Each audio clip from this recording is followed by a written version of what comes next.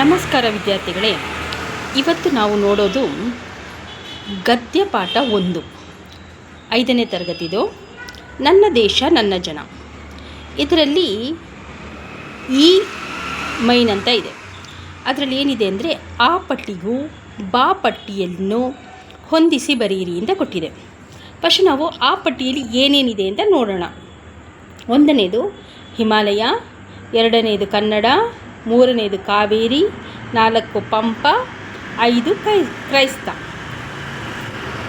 ಬಾ ಪಟ್ಟಿಯಲ್ಲಿ ಏನಿದೆ ಅಂತ ಒಂದು ಸಲ ನೋಡೋಣ. ಕವಿ, ಪರ್ವತ, ಧರ್ಮ, ಭಾಷೆ, ನದಿ.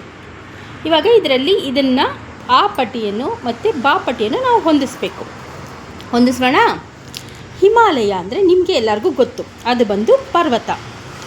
ಹಿಮಾಲಯ ಪರ್ವತ.